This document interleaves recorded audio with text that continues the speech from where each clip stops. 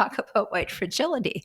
This is an entire movement that's oriented around ensuring that I will sacrifice my child's exposure to accurate history because I don't want them to be presented with ideas that may be new or uncomfortable.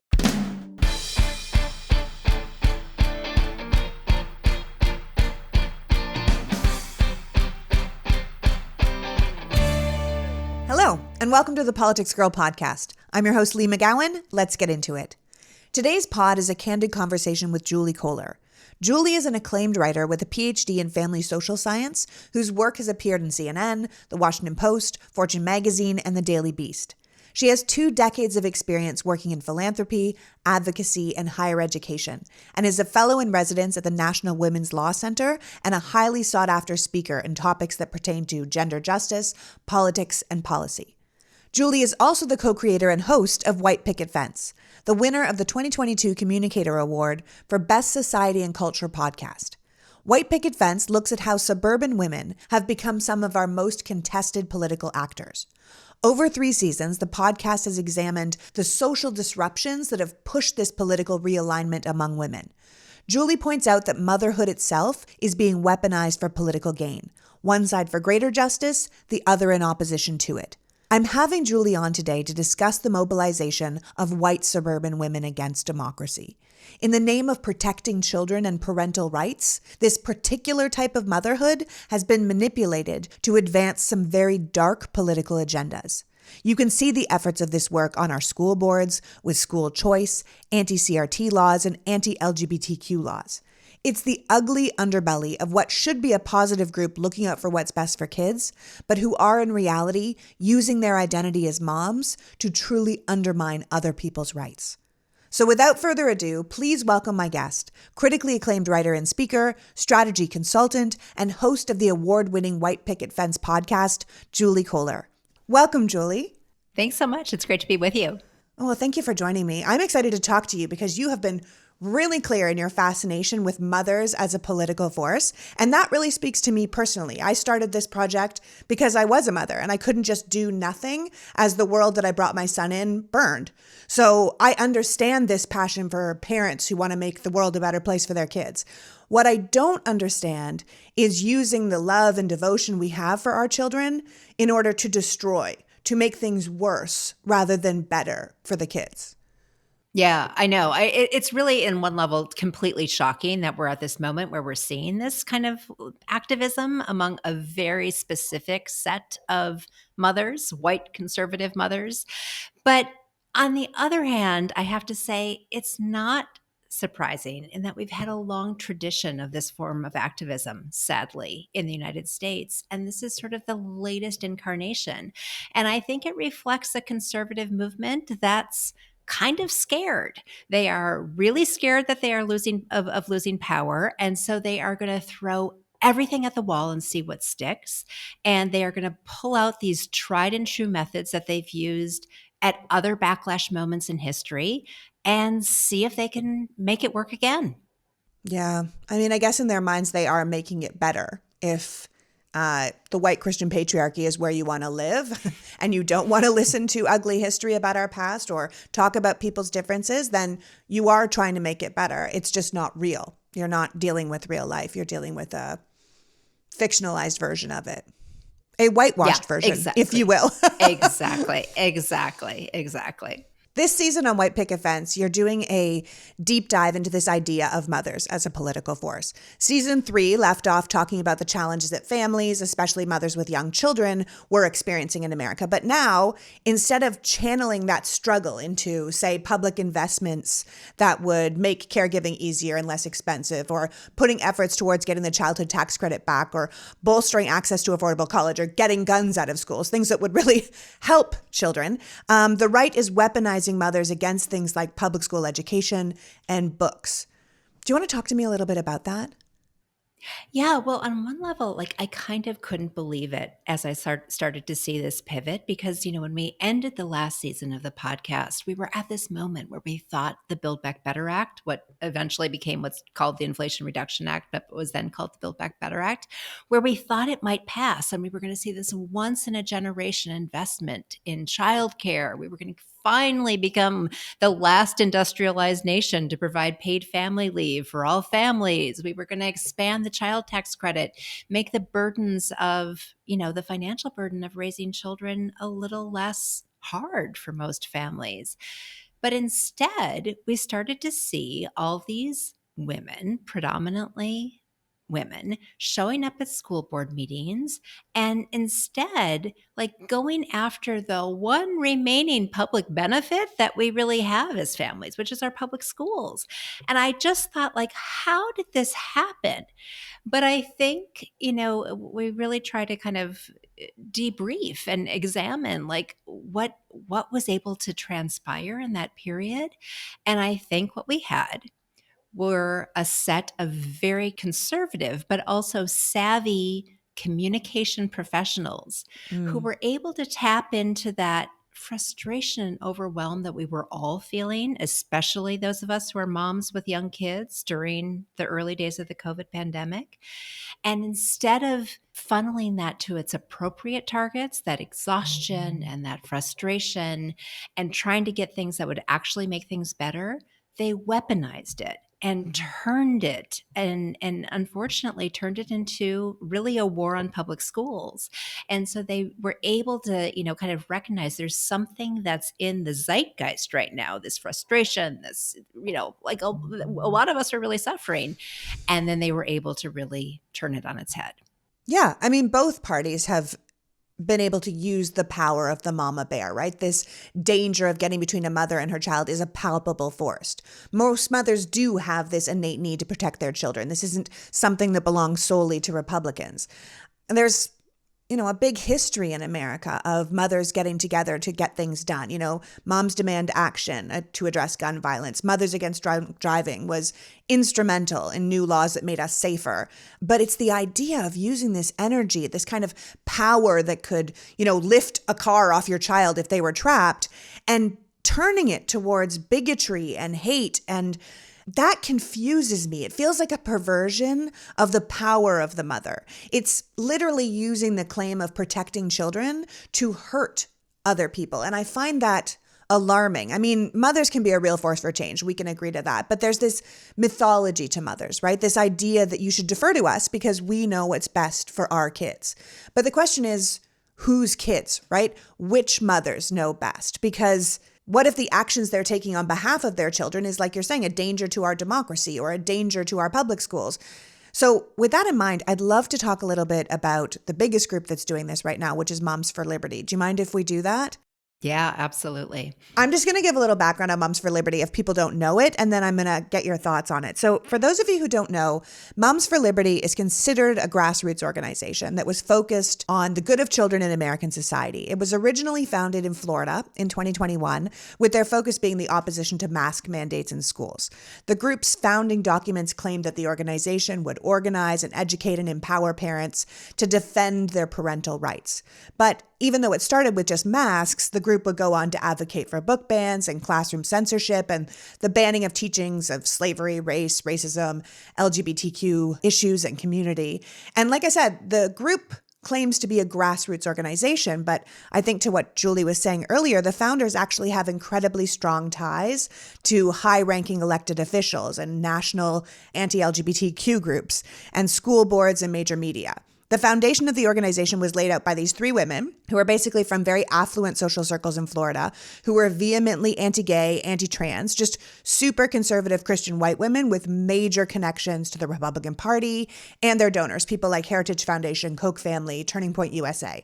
So in truth, Moms for Liberty is actually an extreme right-wing group, but instead of being this, bunch of armed white guys in khaki pants chanting "Jews will not replace us," this is a group of like well-groomed, glamorous soccer mom types claiming that they won't co-parent with the government. So what is your take on this group right now? Because they are really growing in numbers and it's something we need to keep our eye on. Yeah, they really are something that we have to take seriously because they've proven themselves to be a real threat. And Yeah. so, I think many of the images that we saw when Moms for Liberty was first sort of taking hold was these chaotic school board meetings where people were screaming and it sort of seemed like they were throwing spaghetti against the wall, right? I mean, like they're talking about mask mandates and, an anti-trans stuff and CRT. And it just was this really weird kind of combination of just random issues that they seem to be, ranting about it in these school board meetings. And it is, and we really go into the destructive, the harassment, the extreme tactics that they deployed in those early days.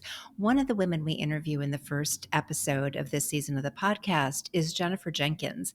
And she always says that she apologizes to America because she defeated one of the women who ended up being a co-founder of Moms for Liberty, Tina Descovich. So Tina was a incumbent Republican school board member in Brevard County, Florida. In 2020, Jennifer Jenkins, who was a public school employee, she's a speech language pathologist with a deep commitment to improving public schools, ran against her, was kind of an underdog. Not only is she running against an incumbent, she's a Democrat in a heavily red county, but she won. And immediately after she won, Tina Descovich started mobilizing all of these people. And a lot of them were not even women that had kids in public schools. They might have had kids in private schools, or they might have homeschooled their kids, or they were older and didn't even have kids in public schools any longer. But they would show up and they really unleashed this very extreme harassment campaign against Jennifer Jenkins that resulted in the Department of Children and Families in Florida being called on a false allegations of child abuse, people showing up at her home, staging what she calls a mini insurrection in school board meetings, really horrific tactics. Eventually, she spoke about about the harassment that she endured at a school board meeting, and the video of her statement went viral. And I would really encourage people to check it out because it's chilling, alarming, horrifying that we could have these kind of tactics used. But what it meant for Moms for Liberty is that they focused less on sowing chaos at school board meetings and more on enacting statewide legislation. And so in some ways, it made them even more dangerous. And what they found in Florida was, of course, a very, very powerful ally in a young new governor who is looking to distinguish himself and looking to gain national notoriety because he has big political ambitions in Ron DeSantis. And Moms for Liberty has worked hand in glove with the DeSantis administration to pass some of the most extreme legislation in this country. And it's legislation that's now being served as a model for red states all over the country, and is clearly forming the basis for what DeSantis is trying to lay the groundwork for an eventual presidential run. So we have to take Moms for Liberty really seriously. Even if, and I think this is true, their claims about how grassroots they really are don't pan out. Like we have another expert on the first episode of the show, and he's like, oh, I don't know if they really have the members that they claim to have. But in some ways, it doesn't even matter, because what they are is a very well-oiled communication machine with backing, financial backing, training, and other forms of assistance from very powerful conservative groups. And so they are platformed and positioned, and they have these connections to Republican officials that mean that they can pass major legislation and kind of all under the guise of, we're just regular mama bears, who started this at our kitchen table in Brevard County, Florida. So yeah, we need to be really paying attention to this movement. Yeah, this cute white suburban mom look is deceitful because it masks the extremism that's there. And, this group was aligned with the Stop the Steal movement. They were aligned with the Big Lie. They're intertwined with Proud Boys and other hate groups. And so despite this sort of kitchen table startup narrative, they're actually operated by professional communications people and seasoned political operatives. And they use those political operatives in combination with the right-wing media. They're very connected to the right-wing media. I've seen the founders on red carpets with Fox News personalities, and they're basically harnessing the anger of regular people. So the regular people on the ground might not even understand that they're actually being manipulated by these big money far-right groups pushing their own agenda in the guise of taking care of the kids, right? These are the women amplifying the false claims against healthcare for trans youth and the voices that don't agree with them, they call them groomers. Or if there's ideas that they don't agree with them, they call that indoctrination. And this isn't a small group. Whether they are as big as they say they are or not, they started just over 2 years ago, and they now have 200 county chapters nationwide. They're in 35 states. The organization claims to have at least 200,000 members, and the members are running for or are now on school boards or spend their time petitioning school boards. One of the original members is now on the Florida Board of Education, nominated by Ron DeSantis himself. When Ron DeSantis signed the Don't Say Gay bill, he was surrounded by Moms for Liberty. When Iowa Governor Kim Reynolds was signing the bill outlawing transgender students from playing sports, she was surrounded by Moms for Liberty. So this is a huge and powerful organization, sort of laser focused on their goals, and they're not something that we can be overlooking, because I think it's no secret, and I'm sure it's no surprise to you, but to anybody else who's listening, the Republicans have wanted to eliminate the Department of Education for years. And MAGA is certainly not pretending that they want to share this country with anyone who doesn't look exactly like them anymore. So in the name of parental rights and parental choice, these groups are undermining, like you said, one of our last great public institutions, public school, so they can destroy it and then remake it in their own image. So the aim, I think, is to actually defund and eliminate public schools altogether, moving us to kind of a charter or religious school private system where they can discriminate and they can decide what they're teaching and they can decide what kids get to come into their class. And many Republican-controlled states, Moms for Liberty is out there working in conjunction with the GOP and far-right activists to actually, and I'm going to use the word groom, the next generation of voters. So they end up conservative and right wing, unprepared for critical thought and therefore predisposed against liberal open-mindedness from the very beginning, from their school days. And the goal is basically to kill progressiveness in its cradle. What do you think about that? I think that's exactly right. I mean, I think this is why they are so incredibly dangerous. One of the other guests we have on in the first episode of this season of the podcast is a Florida state representative named Michelle Rayner. Michelle is the first openly queer Black woman state legislator in the state of Florida.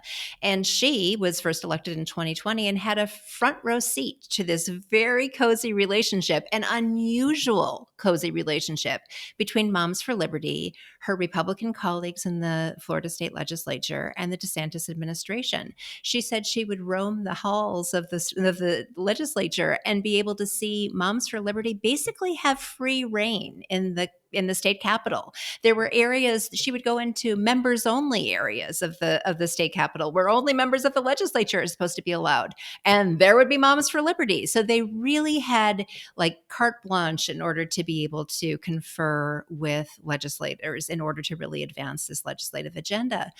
And yeah, I mean, I think what the other, the real value that they have, this was not a coincidence that DeSantis wanted to shore up and gin up greater support among his weakest demographic, which was young women voters. Now, we have to remember that he won his 2018 bid for governor by less than 30,000 votes. In Florida, that's like, a tiny amount of votes. I think it's about 0.5%. It's less than 1%.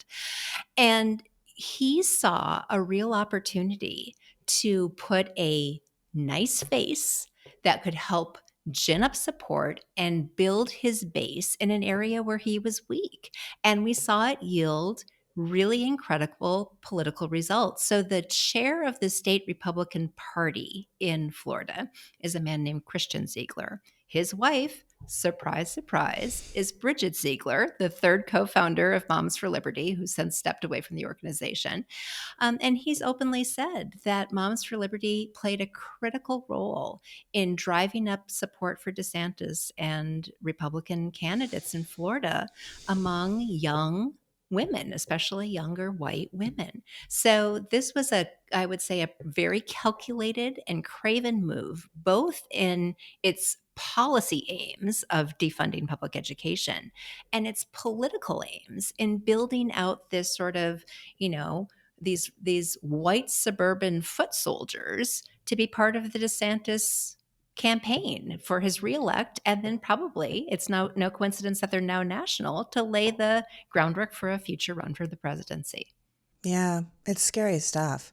I mean, this tightness between this group and politicians and the media. So these moms are literally out here reshaping our education. And then the GOP politicians are legislating towards that agenda because they can say, see, this is what the public wants. This is what they're out here asking for. And then the media reports it. Here's what's happening. It's all sort of symbiotic. And you can see it in full display in Florida, the state where woke goes to die. Instead of a word from our sponsor today, I want to talk to you about the Supreme Court race in Wisconsin on April 4th. I don't normally do this, but this race is so essential, I'm skipping the ads to make a plea to get you involved in this election. The whole purpose of my show is to get people to care about politics and democracy, and this election is essential to both. Right now, Wisconsin has the most gerrymandered map in the country. The 4-3 far-right Supreme Court actually drew the district maps for the state, so 6 of the 8 congressional districts went to Republicans, despite the state being a 50-50 split with progressive leanings. This court has allowed almost every and all form of voter suppression, so Republicans also control 65% of the state house, despite only having, at best, 50% of the vote. As soon as Roe was overturned, that same 65% immediately reinstated an abortion law from 1849, one of the most extreme in the country, and that's what the people of Wisconsin are living under right now. Medical students actually have to leave the state to complete their OBGYN training so as to not break the law. It's lunacy. Wisconsin is also the ultimate swing state, and it's their Supreme Court who will decide if Wisconsin is allowed to send electors to Washington who didn't win the popular vote, potentially swinging the 2024 presidential election to Republicans, even if the Democrats win.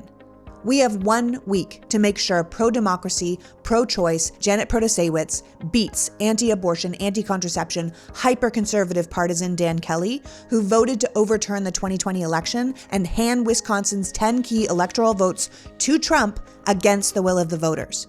The Republicans are throwing tens of millions of dollars at this race to ensure they win. So those of us who believe in fairness and democracy have to fight fire with fire. To help, go to wisdems.org. That's WISDEMS.org.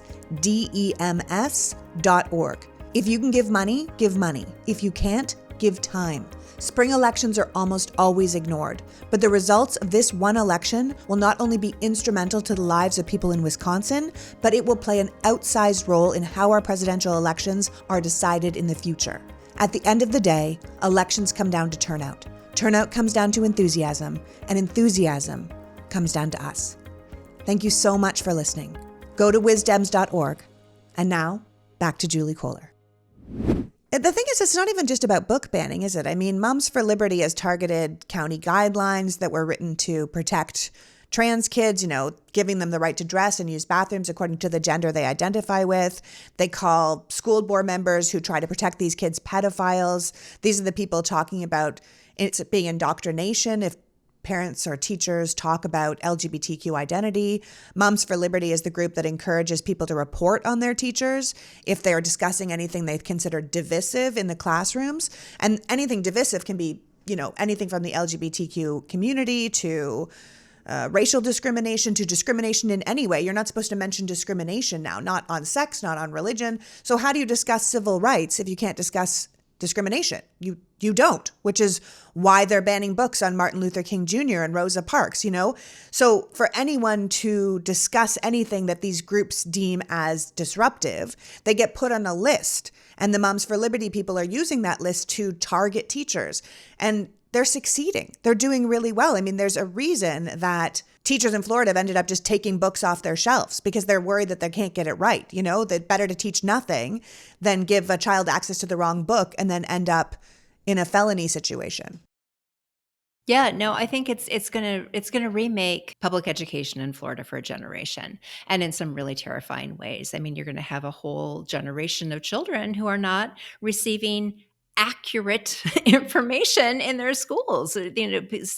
Teachers are going to self-censor because they are afraid literally of losing their livelihoods should they make a statement. I mean, I think that what they're trying to do is almost empower like a grassroots vigilante force, right? That's constantly monitoring teachers, school board members.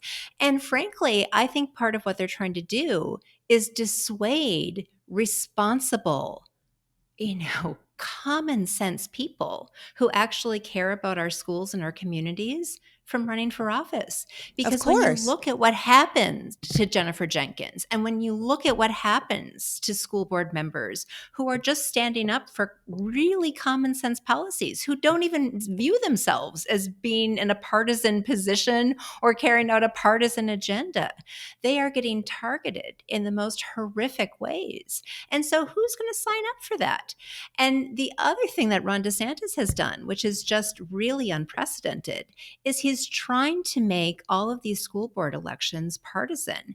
And he's he's raising money and actually backing individual school board candidates across the state. So, it is whatever it used to cost to run for school board, not that much in most communities. It's a local race. You probably don't need to raise a ton of money to be able to mount a campaign for school board. They are jacking up the price, basically, the campaign price. And so, again, it's dissuading who's going to even step off the sidelines and volunteer. So I think it's going to have a really chilling effect, not only on our educational system, but on our democracy in ways that it's going to take a long time to reverse.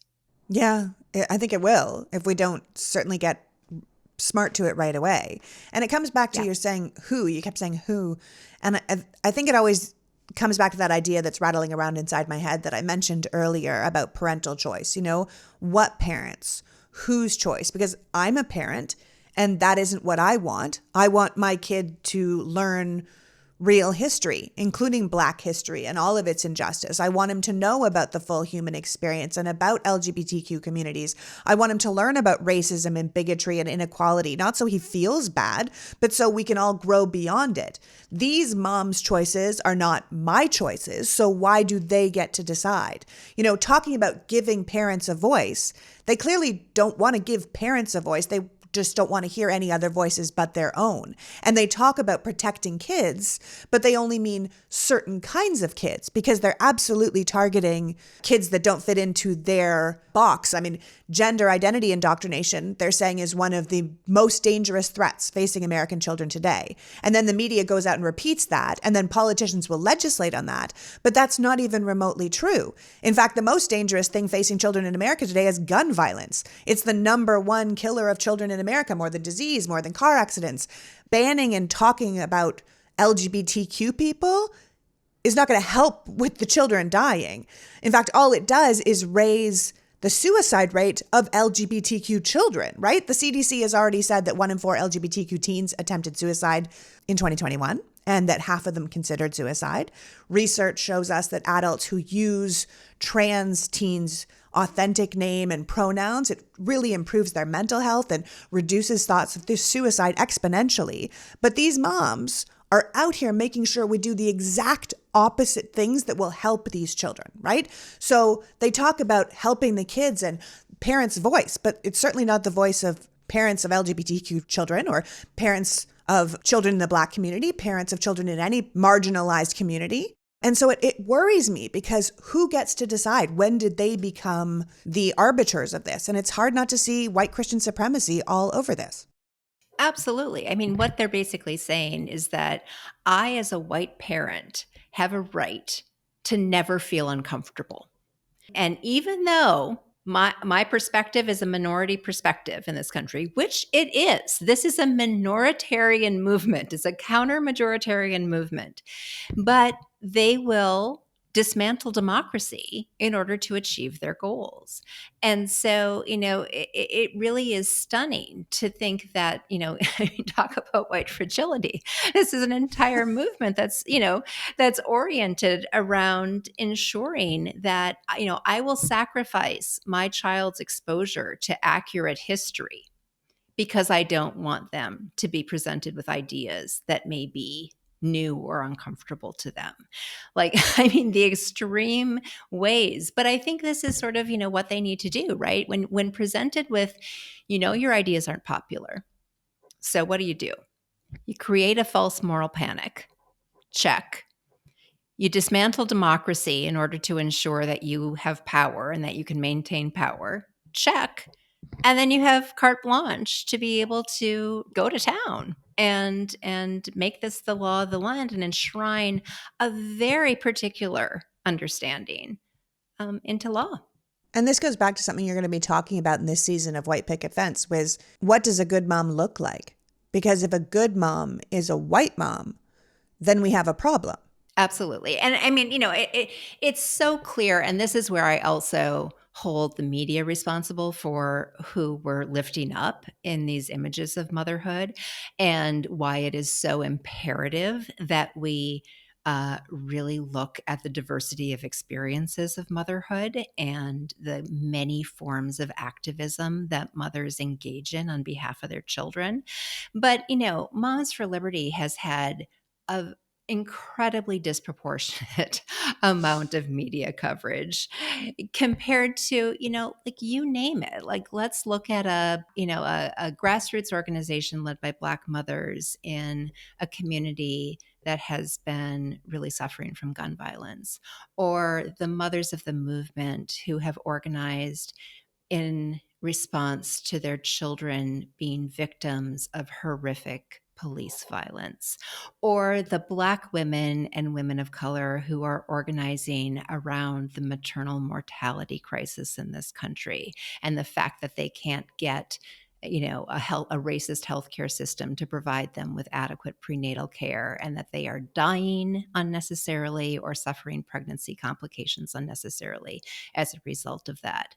Or, you look at the mothers, and it is mostly mothers who seek safe, legal abortion care in this country and are organizing and activating to demand that. There are so many examples of mothers' activism that presents a whole array of who mothers are and the complexity of that mother identity. And yet, what we enshrine, what we valorize, what we idealize is this model that, Moms for Liberty really strategically taps into. And so I think it is incumbent upon all of us to not buy into this and to start saying, this is not who moms look like writ large. And these moms do not speak for me. So I think we really have to challenge that, and to really work to lift up some alternative voices of mothers that are actually advocating for the kinds of changes that will make our society better. Yeah. Well, Republicans have always been particularly good at painting a narrative. Even the concept of pro-life, they're brilliant at target marketing. And these Moms for Liberty is being run by Republican operatives target marketing. I mean, this goes way beyond protecting kids, and it goes into sort of how we feel and what our values are for raising children and families in America. I mean, these people who, like you said, are minority voices could literally reshape the politics that govern our freedoms, our democracy, our parental rights in this country. And it's essentially in service to white supremacy. And you and I both look like women that could be part of Moms for Liberty. And it's people like us who need to be standing up against it, because we need to connect with other mothers to shape this country and stand up for these people who really think they're doing good things but are doing bad things. It's almost like we have to take a page out of their playbook. We have to run for the same things they're running for: school boards, state legislatures, library boards. We need to go to these school board meetings and these library meetings, and we need to fight fire with fire to show there's another group of moms who also love their kids and want to take care of them, but believe the opposite of what these women believe. We need to counter every effort that they make towards banning books and banning people and banning what they consider counter lifestyles or inappropriate conversations. We need to stand up for freedom and against censorship and bigotry, even if we're fighting, especially if we're fighting women who look exactly like us and claim to have the same goals as us. We can't let them take the mantle of good mom, and then if we don't agree with them, paint us as not caring about children. I mean, anything that would lead us down a path to authoritarianism and censorship and sort of government mandated bigotry needs to be met with serious resistance. And I think it is incumbent on mothers to stand up right now against these other people who would take the moniker of mother and use it as such a weapon. Absolutely. I mean, one of my guests this season on the podcast said these women are perverting motherhood. And I really believe that that is absolutely the case. And so, on one level, I get it. People are exhausted. We are all exhausted. This is exhausting. And we can't back down. And, so here I think is the one thing that keeps me, in this game and feeling hopeful and confident about the future is that there are so many organizations that are really out there on the ground in community every day, organizing a real counterforce to Moms for Liberty and showing that mothers have very different agenda and want real change in this country in ways that actually benefit children, benefit families, and strengthen our society. And so, organizations like Red, Wine, and Blue that have been out there in conservative communities, suburban communities, and have stopped book bans from taking hold in places like Indiana, like where you would think they might be able to sail through. They've said, no, this is not an agenda. We do not support censorship. We do not support banning books. We want our children to be educated. We want them to have access to a variety of educational materials and critical, seminal, pieces of literature. They are out there doing that work. There are groups like Moms Demand Action that you referenced earlier, Moms Rising, the Mothers for the Movement, the whole history of amazing Black women's organizing that we go into in our later episodes of this season that really show not only the ways that women are bringing their trauma to the forefront to be able to expose and combat systemic racism and systemic inequity, but the way that they are redefining and changing the conversation about the joy of Black motherhood and the ways that we can center that in our political debate and all be the better for it.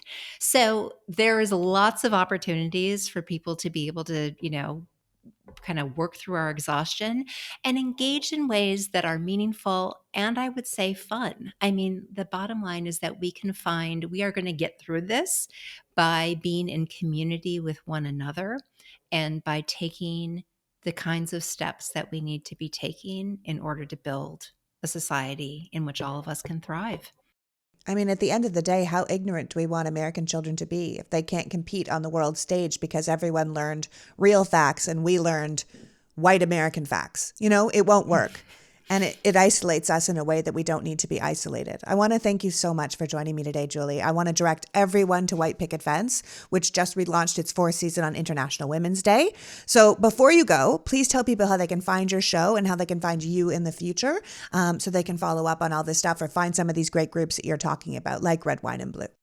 Wonderful. Well, you can listen to White Picket Fence wherever you get your podcasts.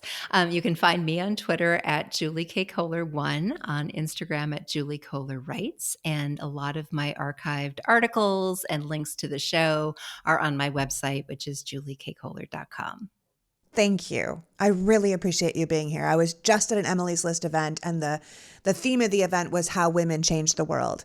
And I look at this Moms for Liberty thing and I think, that ain't it, baby. So we have to find a better way to do it. And I think this is the first step, talking about it and knowing it's a real problem. Yeah, thanks for being here. Absolutely. Thanks so much for bringing this to your audience's attention. And it was really great to be in conversation with you today. So that was Julie Kohler, host of the White Picket Fence podcast, reminding us that there are some powerful forces out there co-opting our words and our identities in the name of parents' rights and choice, but they don't speak for all of us, even though they are changing the rules for all of us. These groups are banning books and history and even the existence of certain people. But if you don't agree with them or if you push back on them, they will target you as a pedophile or a groomer or indoctrinating. Working closely with the Republican leadership and right-wing media, these moms are creating a world where our reality must conform to their reality. And if we don't push back now, it could take us a generation or longer to undo the damage. It is easy to recognize the neo-Nazi filth with their tiki torches and their overt hate speech. It is less easy to recognize the arguably more dangerous groups like Moms for Liberty, destroying our public schools and democracy with a good blowout and a Christian cross.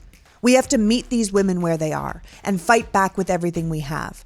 I want to thank Julie for joining us today and you for caring enough about democracy to be here. Now go to a school board meeting and vote against these harpies who would take our freedom.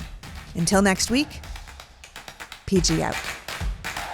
The PoliticsGirl Podcast is written and performed by me, Lee McGowan, in partnership with the Meidas Media Network, and produced and edited by Happy Warrior Entertainment. All rights reserved.